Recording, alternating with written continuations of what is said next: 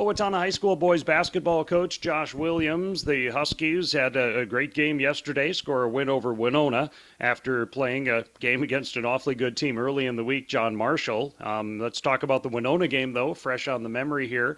And it was about a 20-point win for the Huskies, and things went pretty well last night in the Owatonna gym, Josh? It was, I thought 36 pretty good minutes. Player guys really had both ends of the floor.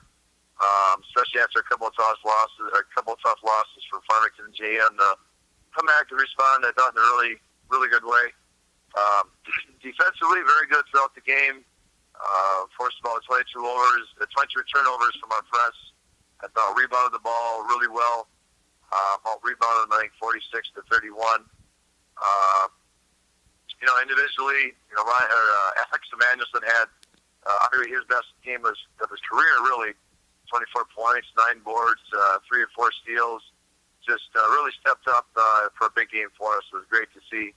After he hasn't had a game where he's really broken out and got a chance to get going. So great to see that out of him. But just an offensive in generally, we had a lot of guys contribute different ways. Mason Fine saw it again. Jay Selman had a really good floor game. Didn't have a whole lot of points, but created a lot of offense for other guys. Donald Kabista, Jake Borchert both scored some, and it was just a good team effort, and good to get back on the winning track. Rochester, John Marshall, they're top 5 ranked right now, and at least a couple of Division I players on that team. They're a good team. What do you take away from Tuesday's game? They're average. Yeah, they're pretty good.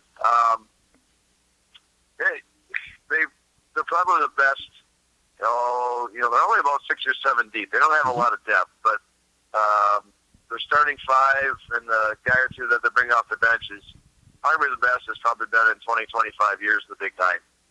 Just with the talent level that they'll bring. I mean, it's not just the 2 Division I players. There are other guys that step in. The point guards, the shooting guards are all very, very talented players too. So it's not like it's just the 2 Division I players and that's it. They've got some pieces to the puzzle that are pretty darn good.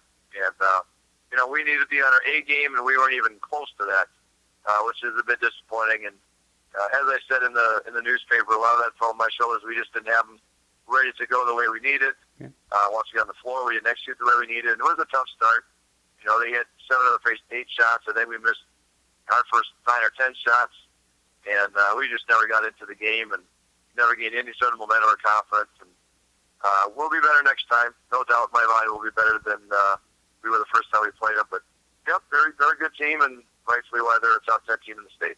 Yeah, and they've also scored double-digit wins over Mankato East and Austin, who are both ranked teams as well. What do you think it'll take for a team to beat John Marshall?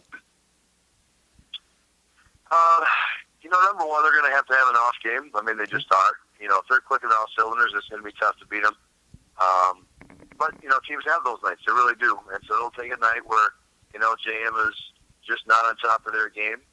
I'll go back to a couple of keys. One is transition. Our transition defense was not good at all, and that really hurt us against John Marshall, their place. I mean, they scored a ton of points that way.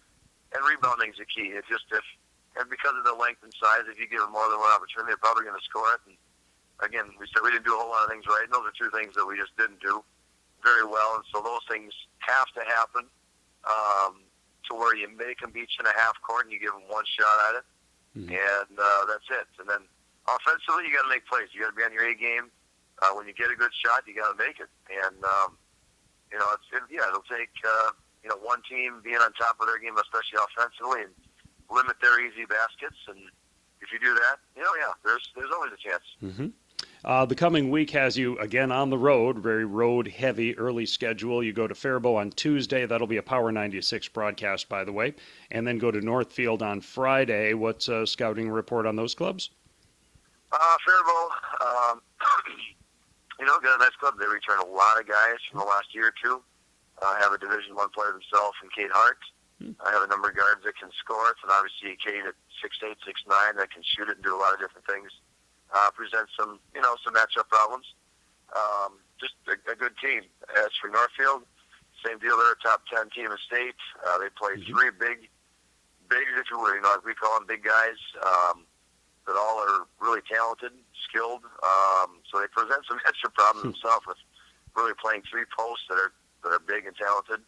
A couple nice guards. So just two very good teams and opponents coming up next week. All right. Nice win last night for the Huskies, 65-46 winners over Winona at the Owatonna gym and on the road this coming week. Josh, thanks so much for the time and good luck. You bet. Thank you. All right. Josh Williams, Owatonna High School boys basketball on KRFO.